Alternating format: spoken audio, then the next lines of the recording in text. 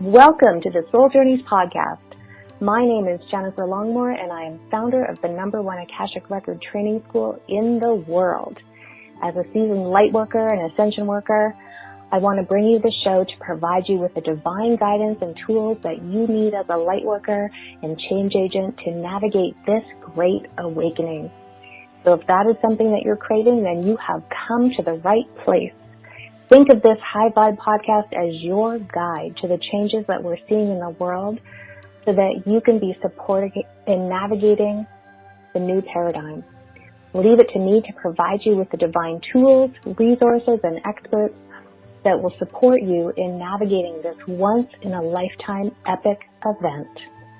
So thank you for pressing play. Let's dive in.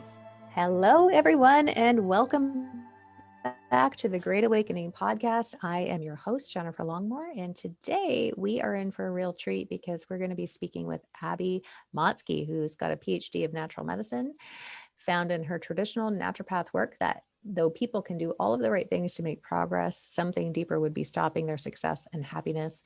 So through study and experience with body energy patterns, she developed skill and method for instantly pinpointing subconscious issues at the level of body-soul interaction.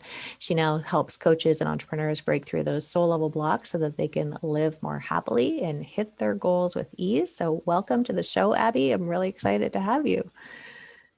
Thanks so much for having me. There's so much. I mean, I have just a ton of thoughts flooding through my head. And, I was wanting to actually start with a little bit more of your background, but I think I know where I want to take this to start. Okay. And we'll kind of go all over the place because, well, I'm just aware that you're helping people clear trauma patterns and other things, right, in order to help them make leaps in their business and with their money and so on.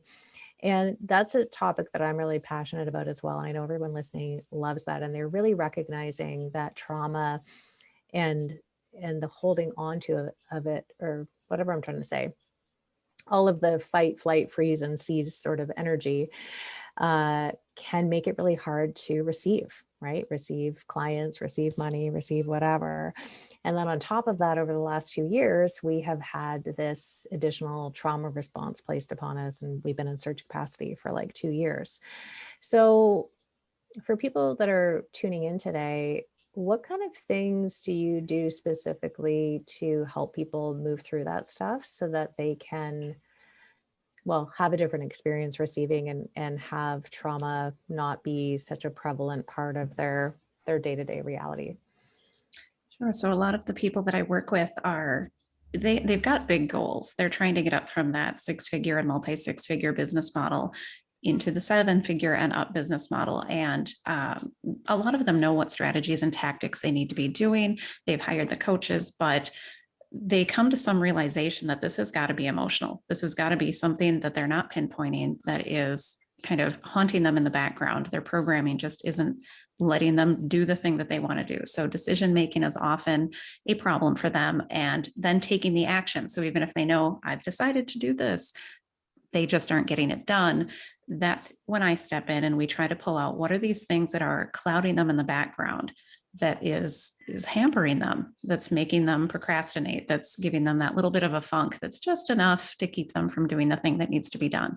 So what I do is get to talking to them, have them set some goals. So what is it that they think the problem is? And then I go in and more intuitively and bioresonance wise. So reading that body vibration, what is it that's trapped in them that is stalling them out? And this could be even less than a trauma. We like to go extreme and say it was a trauma that did it.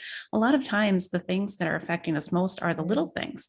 Something a teacher said when we were in 6th grade, perhaps, that was, you put in so much effort and the teacher was like, yeah, that was mediocre. When we put in our best and we're told that it's mediocre, that sticks with us. If we were told that it was wrong, if we were told that it wasn't good enough, if we were, if somebody picked on us that wasn't even someone we should at the time have been respecting, those messages are playing in the background. Some people, and most of us who have gotten to that multi-6 and 7-figure range, we have accomplished forcing to that point. But that the people who are happiest at those levels and above have actually done that clearing work to let go of the old baggage that is not serving them, that what helped them get through elementary and high school and college in their 20s, or, however far along they are on their journey, those things are not necessarily going to be the playbook for what's coming forward, what's bigger and serving their goals. I think I answered your question. That's such a good point, though. You're right. Like when you've done your best and then someone's still kind of like, or that sucked or whatever, right? I can see it translate to now, right? Where we want to launch that big program, or we want to finally launch our podcast or write a book or whatever that stuff is. But that story's got to be playing somewhere back in the subconscious.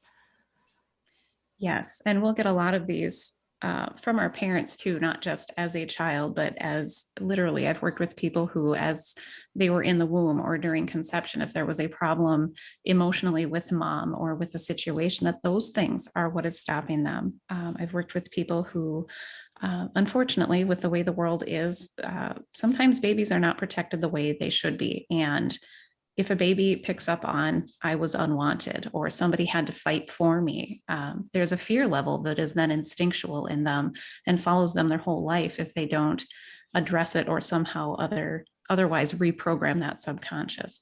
So, what we think of as a trauma, so either an abuse or a car wreck or something along those lines, yes, those play a part, but we don't want to downplay the little things either, because it's those little things that accumulate and train us, just like Pavlov's dog, when the bell rings, you drool. Whether we know it or not, that subconscious is kicking in on all the topics. And generally, when I'm working with people, if I do an intensive course with them over a few months, at some point their relationships come into play, because what's going on in their personal life is often, they want to compartmentalize it and say that's not what's stopping me in business, but they come to the realization that, oh my goodness, if I can't get this person to believe that what I do is valid, or that, they either have to overcome caring that person is on the same track as them or catching up on the path. They have to kind of delete it in a way, like, don't carry that burden, don't carry those expectations. So those beliefs, expectations, the trainings, the little messages, they all really build up and become quite a burden for people if they've not done the energetic or spiritual work to reset that. And I'm sure you found that too with your journey.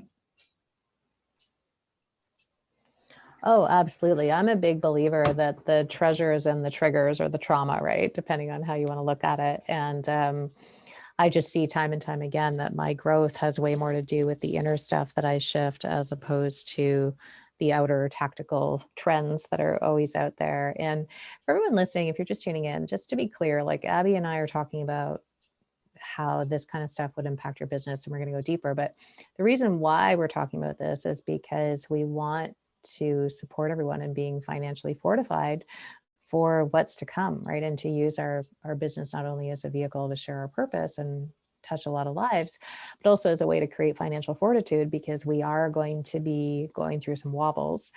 And, we want to support you in going into that. So how does this show up? Like, what are some examples, or maybe you have some case studies that you can think of people you've worked with where they had some stuff from their past and it was preventing them from, achieving X, right? Like, what kind of things do you see coming up for people as to why they claim that they want something, but they just can't seem to achieve it despite trying all of the things?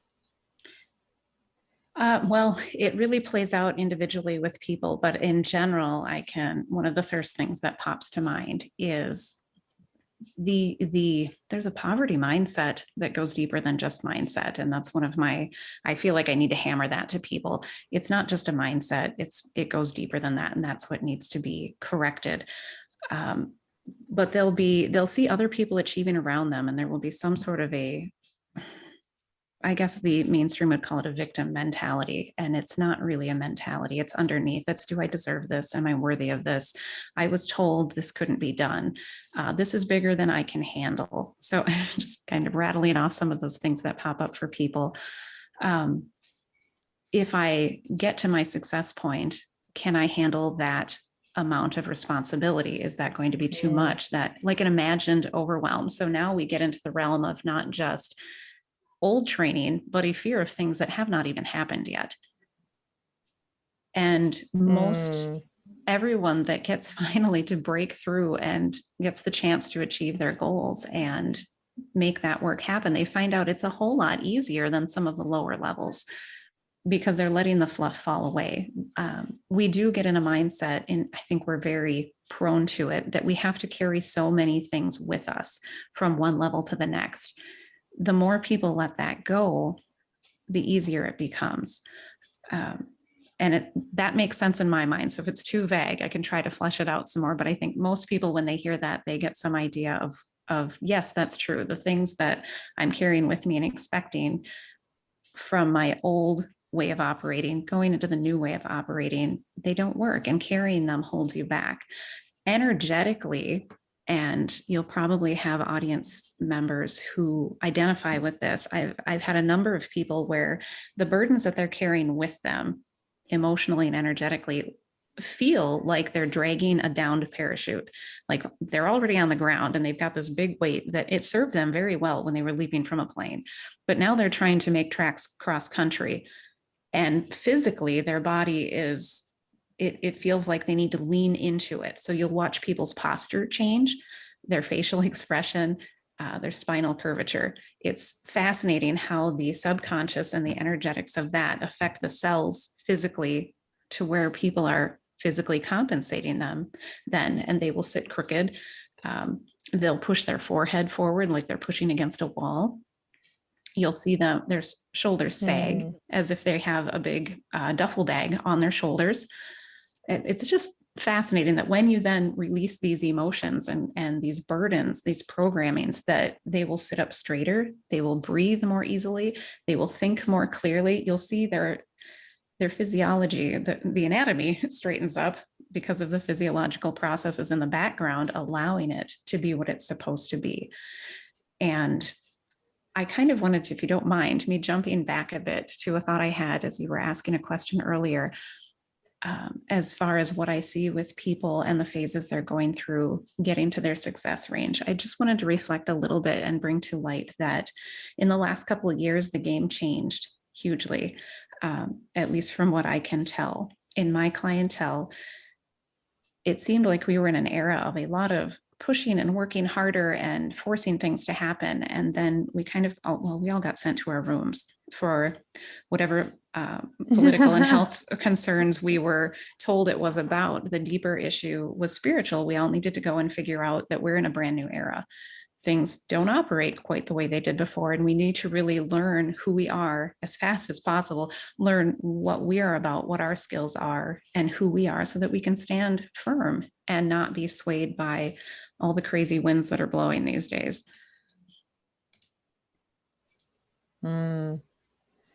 Yeah, absolutely. I love that you shared that. And I think too, it would be helpful now to share a little bit about your past and how you even got into, first of all, going into natural medicine and then into this phase of your journey. So do you mind sharing a little bit about that? No, that's fine. And I come from the background of, I was raised to be not intuitive. It was the tangibles that we were all focusing on. And like with most of us, God pulls the rug out from underneath and starts waking us up. I found in my own journey, I grew up in Upper Michigan. There's a ton of ticks there, and it's not a big deal to get bit by one. This is just what happens. But I did end up ill after one bit me, and it was quite strange because I felt it bite me, and usually you don't feel a tick bite. But I got a bullseye rash, started feeling internally, like the physical symptoms aside, the worst part was feeling impending doom. Like there's a vibration going on here that is not mine. It's not how I normally operate. This is not going to go well unless I figure it out.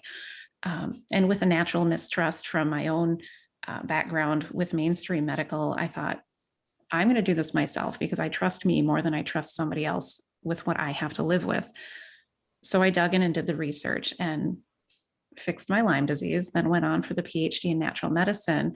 But to make sure that not just the physical presence of Lyme is gone, I wanted to make sure energetically it was gone also. So I did a lot of digging into bioenergetics, how the electricity of the body shows up in the meridians, learning to use a couple different pieces of equipment that read the energy of the body and help give us some clues into what memories or patterns are even going on. So could be physical, could be blood test ready, but it could just be an energetic memory that we're hanging on to.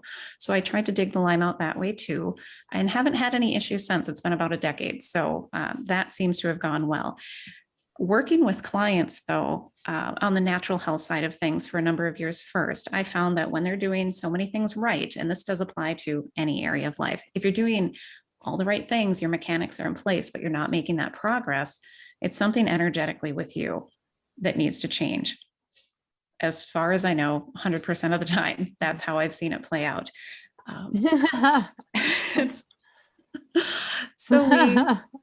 What I did with those clients, and they were doing all the mechanical things to get better, and most of them would make amazing progress, but there were those handfuls that like, why is this not giving? So dug into it some more and found the emotional spiritual connection. So I believe it's at that place where the soul and body meet. There's an electrical connection. If you look scientifically down to the atoms and the ions and the way things spin and vibrate, it seems to be all electrical. So I did some work into learning how to change that electrical level, find out how do we name those things. And when you put a word to something, you can command it. We've been given stewardship over those things. So it was learning to tell people or help put words to what's going on with them, and then commanding the body how to either hang on or let go of that, or shift the perspective on it so that it would serve them to their higher good. I love that. And I was laughing just because, we all can say that, right? As spiritual folks that are listening today. And we know that, if we can't shift something, it's probably something that's invisible to us. And we might even have blind spots such that we need to invite someone else in, but that we know on some level it kind of lands with us, right? And we still can sort of look outside of ourselves for these more, I'll say 3D answers, right? Instead of going a little bit deeper. So I love that you shared that. So the other thing too, and part of why we're chatting today, is because of that experience. And you and I spoke briefly before we started recording about the Lymes and just, various things with the medical model and so on. That was a pivotal event for you to also get some insight, like some really clear insight into maybe how the world works and how motivated the world is to actually help us create health and various things like that. So do you mind sharing a little bit more about some perspectives you have of the world and how it works and how we move through this? That's a big topic. Yes, I guess. So what I'll do is tell you what it seems like a lot of my clients need the same messages at the same time. Like we're all kind of, those of us who are, at least who I'm working with, we're kind of moving through this together in a way. So not necessarily collective, the whole world, because it's too fractionated or fragmented. It feels some people just aren't willing to walk the path and become more alive to who they're supposed to be. So the people that I'm working with, it seems like we are, or they are at least, needing the messages that there's a new way to operate right now. And the more that you can know about yourself and put words to it, what your skills and talents are and what really drives you, the easier it is to stand against all the crazy things that are going on, to discern what the truth is from lies, to set your intentions and see very clearly what somebody else's intentions are, or more clearly at least, so that you at least have a red flag go up when you're being manipulated or lied to or used for some purpose that is not something you would consent to, whatever that may be. I've got so many thoughts on this. Is there something specific you'd like?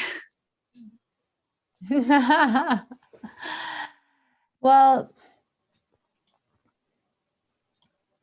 everyone listening to this is awake. They're wide awake and aware. And so we have a sense of who's running the world and so on. But how do you, I guess, because we're all coded for this time, as you know, and each of us are bringing our own unique codes to this, right? To be worked on, but also to be part of the solution and part of the contribution to elevation of consciousness and ushering in the new world and all these things. So how do you, when you're working your business, how do you see the work that you're doing directly impact the new world that we're creating? I know it does, right? But maybe people could have a great understanding of how you see the work that you're doing going beyond just the obvious 3D stuff of helping people, make more money and clear their blocks and so on. Yes. Well, when a person is, I guess the best way I can say it is when they're walking the path they're supposed to be walking, when they're not resisting and basically jumping off the cliff and tangents that aren't serving them and the people around them well, they're going to be putting more good into the world. They're going to be making a bigger change, making more impact. There's so many people wandering right now and lost yet, which kind of is mind-blowing, because it's so, for those of us who can see it, it's so obvious. It's just flat out black and white at this point, as far as truth and lies and good and evil. And but there's a lot of people in the middle who are afraid to pick a direction. And so the more each of my clients can live what they're supposed to be living and just say what needs to be said with the confidence of, I can discern well, I can see that this is what's going on. The people around them, it's the ripple effect in a way. The people around them start living more to the truth, even if they don't fully understand it. So the seed planting or affecting those around you ripples out, and pretty soon you've got an amazing amount of people finally doing what they should have been doing all along and calling out what needs to be called out. So it does, even though I'm helping people with the business side, I can't help but help them with the personal side and their impact on their whole walk. So when they're working with me, it's not just a few weeks worth of, or a few months worth of change. This is something that's playing out their whole lives. Once they've started clearing that emotional garbage that is hiding in them and those subconscious programmings that are not serving them, everything becomes more clear in their whole life and they don't go back. So one of the comments I get a lot is, it's like all the drama fell away. So if somebody's struggling with drama in their life, it doesn't matter if they're the ones, usually my clients aren't the ones creating it, but people around them, a bit like toddlers, create drama if they don't understand what's going on, if they don't understand where they fit in. So the more my people can fit in and understand, the more they can guide these people to drop the drama or stop tolerating it themselves, so that the drama around them falls away. When somebody then will say, a lot of it is a spouse or children or in-laws or parents, we have got a lot of people who can create drama, whether they mean to or not. When somebody is misbehaving, my clients then can see that and go, oh, that's not my problem. I mean, that wasn't my creation. I didn't ask for this. You are just throwing a fit of some sort. And it can be little or big, but you stop attaching a sense of responsibility to it, which means they're totally cleared up to go, when their alarm rings in the morning and they want to go accomplish business things or change the world or find their purpose as far as volunteering and helping others and where they fit in that scene. They're not worried about 1,000 other things around them being difficult or people being difficult. If something upends their life, because we all get surprises, that's the way it is. If something surprises them, it doesn't shake them for long. They can put a quick perspective on it and keep moving forward. So they're not paralyzed by what just happened and trying to process it. The processing goes so much more smoothly and quickly because they know their place and they know where they're going. I love that. Yeah. So basically helping people preserve their energy for the things that matter and directing it towards what serves their purpose, what serves their elevation of consciousness and so on, and not getting bogged down in the illusions and the rabbit holes and various things like that. Yes. That was very succinctly said compared to what I did. Thank you. No, what you said was beautiful. Well, I'm thinking, I haven't mentioned this to you yet, but just literally this morning, like probably I get copied a lot on social media. And when I say copied, I don't mean in a really gross way. I mean, there's times I have been, but I'll post a thought, like it's an original thought on Facebook. And then within 2 hours, some people that I know are following me magically have the exact same post beside their name with a different background, right? They just cut and paste it. And I find that fascinating, right? Because these are usually people like you and I that have professional education, and you and I would have had it beat over our head that you have to validate every individual thought with like 10 million quotes from some sort of journal or whatever, right? When you're writing your papers and so on. So we know that copying is not a cool thing, right? And yes, people will want to argue, oh, well, we're all on the same wavelength. Well, no, I mean, there's some blatant copying. But I went to the trucker convoy in Canada on Saturday and took some pictures and shared it. So a lot of people were sharing that post, right? And just passing it off as information. But I also noticed, because I speak very boldly, and I know you've checked out my profile, so pretty bold about how I speak out. And I don't do it all the time because I don't want to water down my message of what, the actual work I do in the world. But I am very confident in speaking boldly about what's going on in the world and talking in code, right? Because I want to keep my account alive.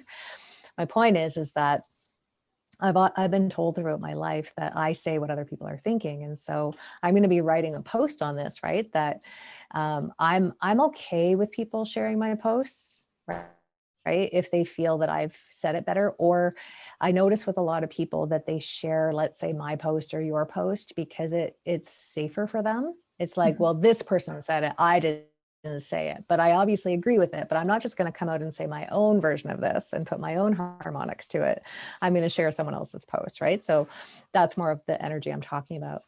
And so my post is going to be basically that, right? But also saying like, hey, I hope that you can find someone to work with you so that you feel safe and secure enough in your own truth and expressing your own truth that it's actually your posts that you're sharing, right? And doing it from a place of confidence and alignment and so on, rather than always sharing other people's thoughts and kind of passing them off as your own. Yes. But it's kind of a nuanced thing, I think, at this point, right? But I love that you're doing that, because that's what we need, right? We need just more illusion busting and more truth speaking and knowing that we're here and experiencing what we're experiencing because we've done such a good job at expanding the truth and elevating consciousness and amplifying the light grids and so on. So it's a good thing that we're doing this, right? But we definitely need more people, I know you are in full agreement of that. So when someone works with you, like, what does that look like? They contact you and say, hey, I've got X situation. How can you help me? And what are the various ways that what are the various programs, I should say, that you have in your business that help people with that? Sure. So right now, my favorite is working one-on-one with people, and I'm trying to offer some type of a group thing coming up to see if I can't help more people at one time. But my favorite is one-on-one because of the insight that they can get. And I get to see those aha moments on their face. So I have a 12-week program and I have a 6-month program. I do offer kind of a spot one-on-one, like a single one-off appointment for people who, there's a certain type of person, they just need to be let out of the gate and then they're good. So once in a while I do things like that.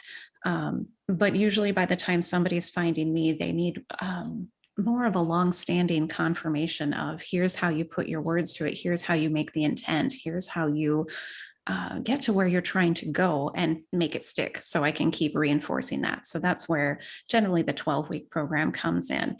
And my 6-month is more of you've already been there, you've already gotten that core training, and now you just want kind of maintenance, because things are always coming up and we do need support on our path to where you feel like you're fully taken care of, but then all of a sudden your support group is gone. So I'm kind of there as a backup for those 6 months. So it's a little bit different program that way. Some Voxer access if they get really stuck or something comes up where they're just kind of emotionally on their butt and they need someone to pick them up. So I've got a couple different ways to do that right now. Mm-hmm. Cool. And, when we think of the future, kind of the bigger mission driven stuff, like, what is your sense? Because, well, here's my perspective, and then I'd love to hear your insight on this. So what I'm seeing right now, there's kind of tiers of awakening, or tiers of like people really understanding how the matrix works and kind of uncoding that, right? Which is something I'm passionate about. There's differing degrees of perception, I'll say, in the awakened community.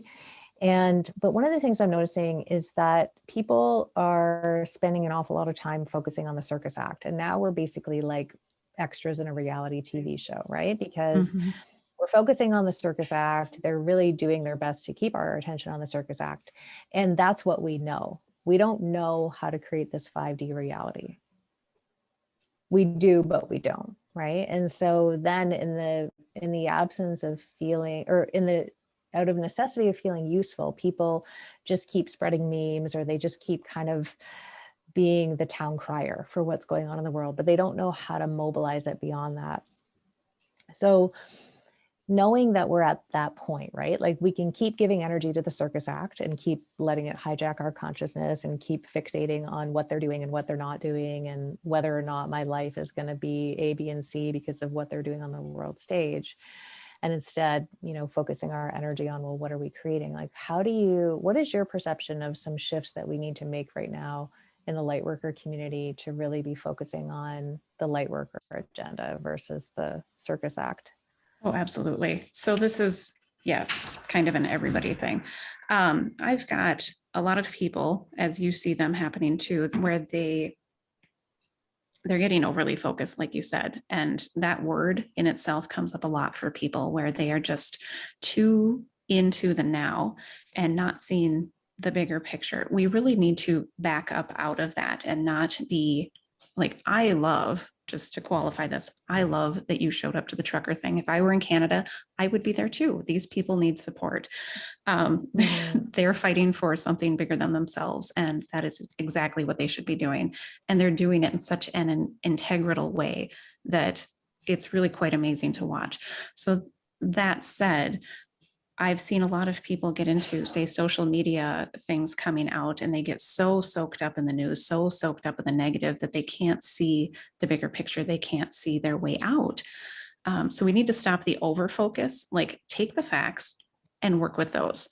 We don't have to sit in the mud puddle forever. We don't have to, we can't stay there. If we're going to get out of it, we have to hook somebody's elbow and walk them out of it, and let's go. We need to have that plan. So one of the phrases I go back to in some of my social media posts is have hope and a plan. So have the hope, but then get a plan. You can't sit there and just wish for it. You have to make tracks and, like, pray while you run, people. Let's catch the bus now. Like, we can't sit there and wait for the bus to come back for us. We need to be doing something. We were put here with hands. We were put here with feet. We need to be doing something about that. So not to get too soaked up, take the facts and then go do something with it. What I see people doing with business then is they're stopping because they're afraid, oh, the economy is going to be doing this because of somebody's uninformed prediction. Free will has not stopped. So we could be, and we've seen this in the past, where somebody's literally been given a prophecy that such and such is going to happen, but the option is still there to change that. If you stop making your plans and doing what you're supposed to be doing, the other side is won. You have to stop stopping. Like, go ahead and make the plans, do the thing that seems smart. We can change tack. If somebody's free will or a group of people's free will has come into play as the wild card, we've been given the tools to work around that. If anybody can do it, it's the light workers. It's the people with a little bit more of an insight. So those would be kind of the three things I would want to point out about that situation. We have to get out of the mud. You can't stick your head in that rabbit hole and not come out and go, oh, I need to breathe too. We still need to provide and walk the walk. It's just some of my thoughts on that. I love that. And it reminds me, it's actually validating for me because at one point, kind of in the beginning of 2020, back in the good old days when we were all arguing online about how we should spend our 2 weeks to flatten the curve, you might remember those days. You should rest. No, you should learn guitar. Why would you waste these 2 weeks? No, you should rest. Like there's all this fighting. Right. And and on top of that, everyone was yelling, pivot, pivot, pivot. And I'm like, do I need to pivot? Why? Right. What? Where am I going to pivot to? And then I'm like, I actually don't need to pivot. I need to amplify. I've already got the business structure. I'm online. I literally don't have, all I need to do is actually invest that money and go and amplify the bejeebers out of my business and go and help way more people. And, but anyways, to your point, so I hope all of you are really taking this in, that we don't know what's going to happen, but we also didn't know what was going to happen in 2019, meaning like we just never really know. So I just acted like business as usual. Like I was aware that I wanted to be more sensitive to a few things, but I still went ahead with my projects. In fact, I doubled down on my investments in my company and hired a PR team again to go and put white magic where the black magic's being cast, and just various things, right? To look at how do I just keep the train moving, and how do I use my business as a mechanism to spread more light? And that has served me really well. So I love that you shared that. Yes, it seems to be what everybody really should be doing. Nobody is going to regret having tried anyway, but we will regret having paused everything for 3 years while the world falls apart. We're being told so many lies anyway, that really I can take what are the facts, walk away and run my business, because the world is still turning. People still need the help to not do what I'm supposed to be doing. Just like every other business owner, if you stop doing what you're supposed to be doing, you're doing it wrong. Like you need to keep going. You've been given these gifts for a reason. Yeah. Well, and to your point, just like you said, like there's so many rumors out there around what to expect. But like back in 2008, I was not watching the news back then either. So I had no idea we were in a recession. I was running my business at that time and like completely clueless to the fact that I was supposed to be deathly afraid of, impending doom, and I was going to end up in a cardboard box. And so we're hearing all of this stuff that's happening, but we'll still figure it out, right? And we can't be like, we've been told for 2 years that the economy is going to collapse. And yeah, I mean, we're probably going to see some shifts. I mean, we already are seeing shifts in the economy, but we're going to see some stuff, but it doesn't mean we can't keep creating. Right. And all the more reason, though, to be building what we're building, because if you've got a better foundation going, it's going to be harder to uproot that. If we all pause and don't grow our businesses, if we don't act upon what we should be doing, yes, we have less to fall from, but also we didn't get to experience those other things. Yes, things could still fall apart in certain ways, but whatever our higher power is, we end up provided for. Especially if we've been walking the path we're supposed to be walking, the answers will become more apparent more quickly. We will be able to, like with my people, if their drama's fallen away, they can assess the situation and come up with a plan and not just roll over and give up. The despair kills. So grabbing those, and I always go back to words with my people, like find those words that you want to live by and embody them and make those part of your fabric. If it's truth and integrity and stability and wisdom and knowledge, if you're growing into that person, just do it. There's no reason to hesitate. So hesitating in business is not going to serve their purpose or their purpose on a wider scale either. Just run with it. If it's a mistake, you'll learn from it, and it's really not going to be a mistake. Something that was pointed out to me recently was a lovely family who literally asks their children, what did you fail at today? And I like to focus more on the positive side of things. I don't look at it as a failure. So I think I would tweak the words, but if you didn't extend yourself at some point, and I don't know if I would do it daily, but if you didn't extend yourself to the point where failure is possible, tripping up or having to pivot or whatever, it's possible, but you have the ability to do that. And that's where the joy comes in, that you're never defeated. And I would never look at a business having to dissolve as defeat. It's a massive shift in what needs to be done next. And we see that in some of the most profitable people in the world. They can walk into a boardroom, billions of dollars in debt, and go, okay, what's next? It doesn't shake them. Mm-hmm. And we should not be letting these things shake us either, as little as possible, at least. Mm-hmm. Yeah. And to go back to what you said, I'm paraphrasing here, but basically, you know, like they want us to put our lives on hold. They benefit from us contracting and not putting our magic out there, especially in the light worker community, because we're their, in my opinion, their biggest threat. And so it's not surprising that they would, you know, convince us. Well, all the psyops, right? The unity conscious psyop, the Q psyop, which is just feeding into the savior paradigm of just sit back. That's my irritation, by the way, with our awakened community, right? The people that are still trapped in the savior paradigm. And so they're like, I don't have to show up at all for this great awakening because white hats are going to come and save the day and, you know, various things, right? But that's all design. We know that they control the narrative and the counter narrative. So they have infiltrated us in our, you know, to address various levels of consciousness. There's infiltration at every level of consciousness, I guess is what I'm trying to say, and what you were, I think, saying before, right? So we can keep buying that, or we can say, hey, wait a minute, what does an infinite creator being do?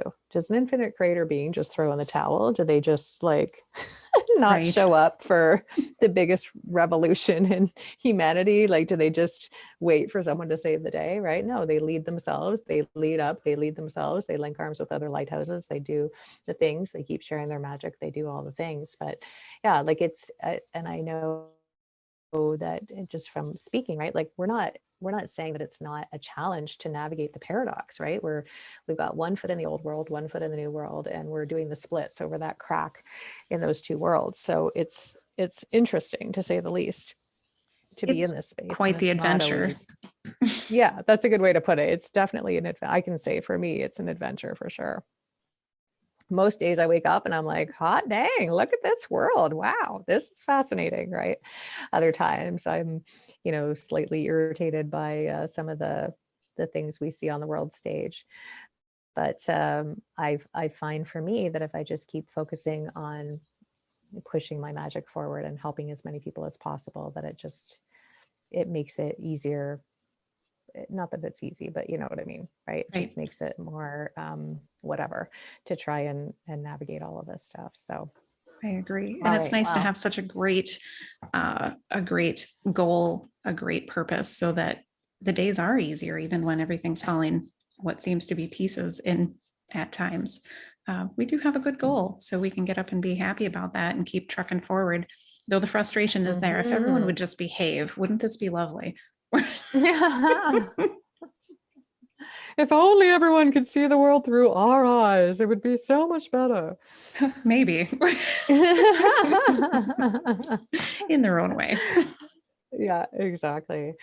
Well, Abby, we could talk forever. And I know we had kind of toyed with the idea of talking about medical emancipation as well. It's something I'm passionate about, and I know you have your thoughts about that as well. But we'll wrap up for today, and then I'd love to have you on again, and we'll chat maybe a little bit more about that, because I know that's on people's minds a lot, of how do I've got to figure out how to move my business forward to really be a vessel for my mission, but also I've got this stuff, you know, these folks that want to interfere with my choice around my body, and you know, what does that look like, and how do we navigate that system as well? So it would be awesome to have you back on. But in the meantime, I know everyone's going to want to follow what you're up to, get in touch, and so on. So can you share with people how they can stay in touch with you after the show?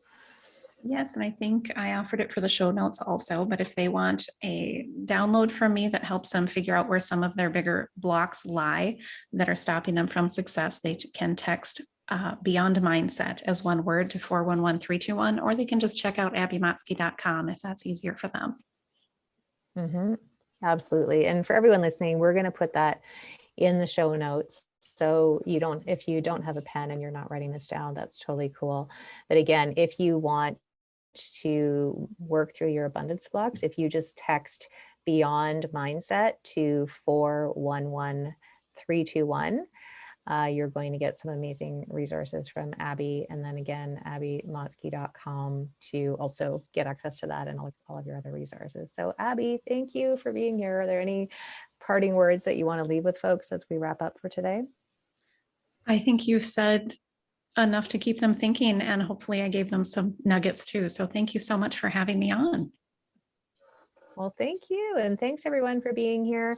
Please be sure to share this episode with anyone that you think would benefit, and be sure to comment and all the things right on iTunes and wherever you're listening to this podcast, so that we can make sure that way more people get access to this information. So again, thanks for being here, and we will see you again next time. Bye for now. Thank you so much for tuning into today's episode.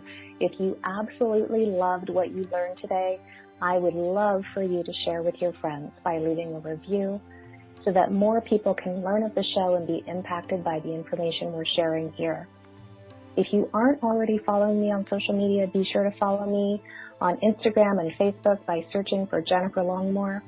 And I'd also love for you to visit my website, www.souljourneys.ca, and claim your free soul acceleration system while you're there.